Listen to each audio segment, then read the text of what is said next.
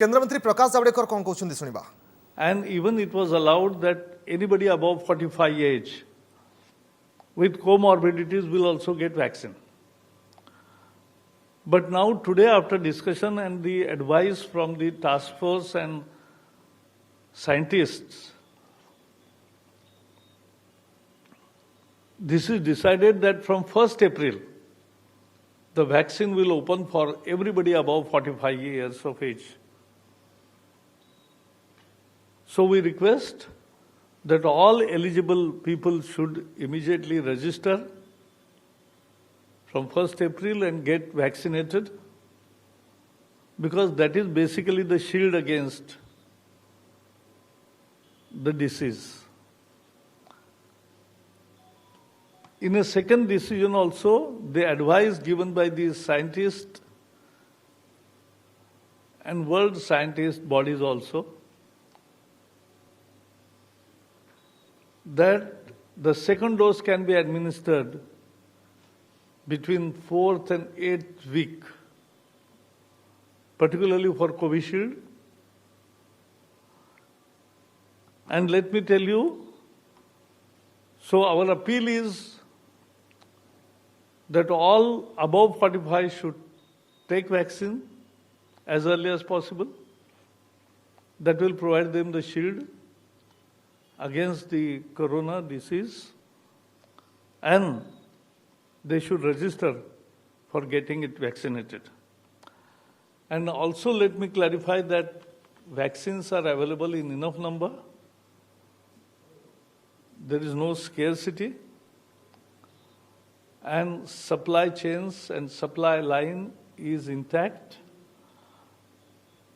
And so all should, and I am very sure कि इस निर्णय का सभी लोग स्वागत करेंगे और उत्साह से वैक्सीनेशन के लिए आगे आएंगे।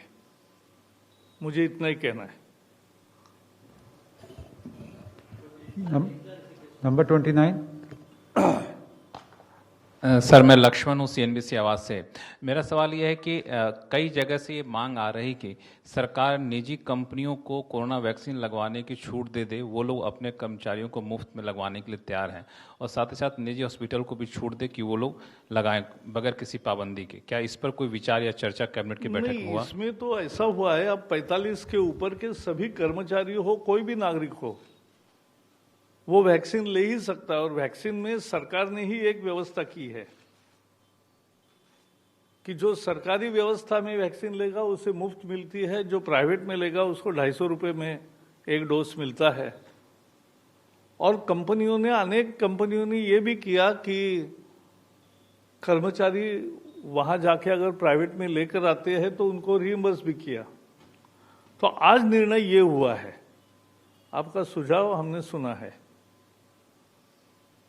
यस,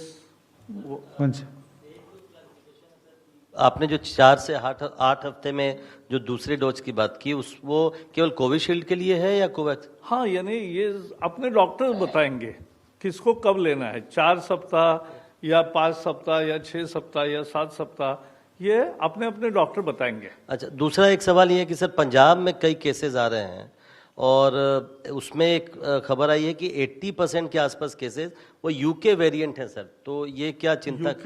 यूके वेरिएंट है, मतलब वहाँ का वो जो वायरस होता है।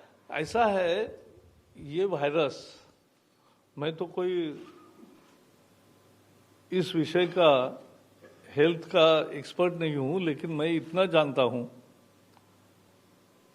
कि ये अनेक वेरिएंट में नए नए रूप से उभर के आता है, और इसी के लिए वैक्सीन कैंपेन बहुत महत्वपूर्ण है। सब लोग जो एलिजिबल है वो सब वैक्सीन कर ले, क्योंकि यही एकमात्र कवच है अपना, सुरक्षा कवच। मास्क तो और भी 1.5 साल लगाना ही पड़ेगा, दूरी बनाए रखनी ही पड़ेगी, लेकिन और हाथ धोने ही पड़ेंगे बार बार। लेकिन एक करने की जरूरत है कि वैक्सीन लेने से अपने को एक बहुत इंपॉर्टेंट सुरक्षा कवच मिलता है, और यही उसका अर्थ है। 31। मैं आमिर हूँ न्यूज़ नेशन से। सर, कोरोना फिर से वापसी कर रहा है एक तरह से। आपने देखा महाराष्ट्र, पंजाब और तमाम जगह पे मामले बढ़ रहे हैं। पहला सवाल तो यही है कि वैक्सीन आपने कहा पर्याप्त मात्रा में है, क्या दूसरी और वैक्सीन्स को जगह मिलने वाली है भारत में? पहली चीज़ ये है। और दूसरा ये कि सरकार आने वाले समय में क्या सख्ती करने वाली है, क्योंकि बाजार खुले हुए हैं, मार्केट पूरी खुली हुई है, वहाँ पे आप भीड़ देख रहे हैं, वहाँ पे लोग मास्क नहीं पहन रहे हैं, बिल्कुल भी डिस्टेंसिंग बिल्कुल नहीं है। तो आपको नहीं लगता कि आने वाले समय में कुछ ऐसे कदम उठाए जा सकते हैं सरकार की तरफ से, आपकी तरफ से? नहीं, मुझे ये नहीं लगता कि कंपल्शन होती है किसी चीज की। लोग स्वयं भाग ले रहे हैं। आपने देखा 4,85,00,000 से ज्यादा वैक्सीनेशन हो गए। So it's not a small number.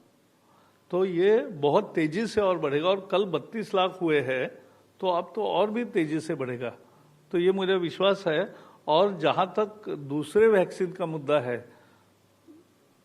स्वास्थ्य मंत्री ने पहले ही बताया है, हर्षवर्धन जी ने, कि और भी विभिन्न ट्रायल स्टेज में वैक्सीन्स तैयार हो रहे हैं। उनकी उम्मीद है कि जल्दी ऐसे नए वैक्सीन्स भी मिलेंगे।